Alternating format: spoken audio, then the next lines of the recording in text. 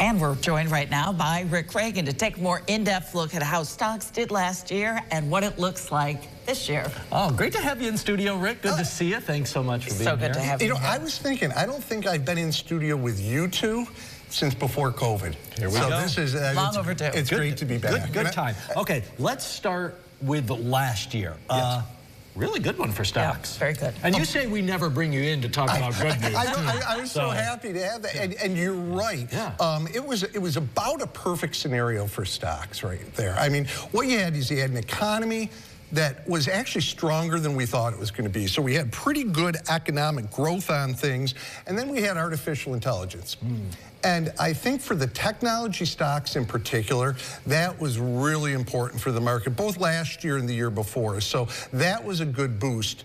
You had those two things economically, but then you also had inflation coming down. All right, that was last year. Like everything we always ask, what have you done for me lately? And lately, the stocks have been pretty volatile. Why the rough start to the year? Well, so the rough start to the year is, of course, coming into the year, frankly, stocks, they're priced for perfection. I mean, they really were. It was a great run last year, but everything has to go right there.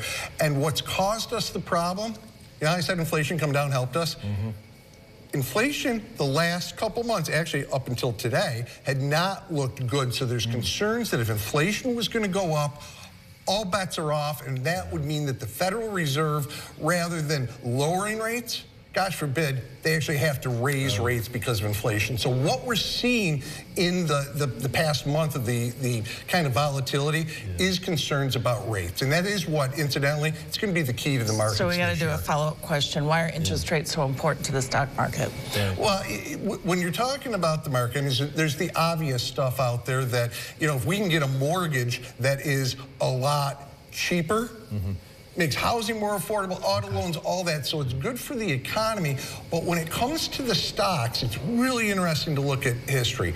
When the Federal Reserve has lowered interest rates, started lowering rates, and we've not gone into a recession, 100% of the time, we've been higher a year later in the stock market. Okay. There's very few things I can say 100% of the time on. Average return up 15%, but the key here is as long as there's not a recession. There's where my 100% falls apart, because if there's a recession, all bets are off. All bets are off. Average return down 14%. So interest rates without a recession, them coming down, super important for us to try and get that positive 15 right there. So we know what's going on in Washington. Obviously, Donald Trump will be president again starting next week. He's been talking about a lot of things, tariffs, immigration, regulation. I mean, how do you see that all playing on stocks and markets? Yeah, so we get wrapped up in politics, right? It's natural for us to do that. The market, much less so. I've been consistent on this for years. Policy out of Washington, if it's bad policy, can give you a headwind to the markets. If it's market friendly, it can give you a tailwind. But it's not going to determine where we're going. So there's two positives from Trump right here, as far as the market's concerned. One, he's promised deregulation, and they promised to extend the tax cuts that otherwise were going to expire at the end of this year. That for the market, that combination for the market, very powerfully positive. On the flip side, you've been hearing a lot about tariffs.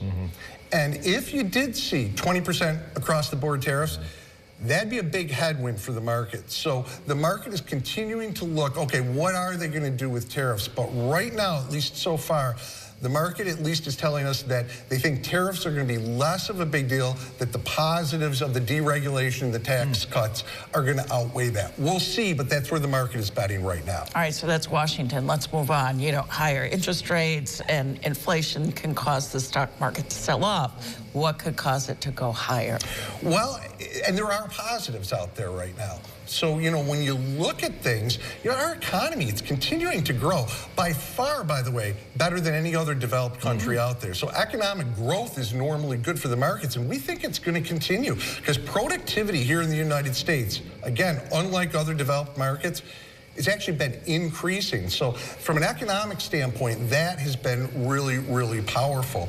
And then also when we take a look at things, all of that adds up to good corporate profits. We expect corporations to make a lot of money this year. So those are our positives, and they're pretty significant. All right, so let's wrap it up with this. How are we going to do in 2025? We making money or what? Well, I always say predictions is a fool's game. I am your man for this. So, it's always tough to tell, but here's my prediction.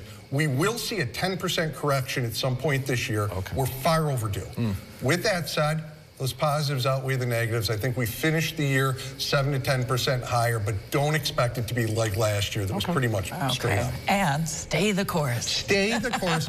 Yeah, unless I tell you otherwise. But right now, stay the course. Rick Reagan, our financial expert, always putting money in your pocket. Thanks for being here tonight. Thank you.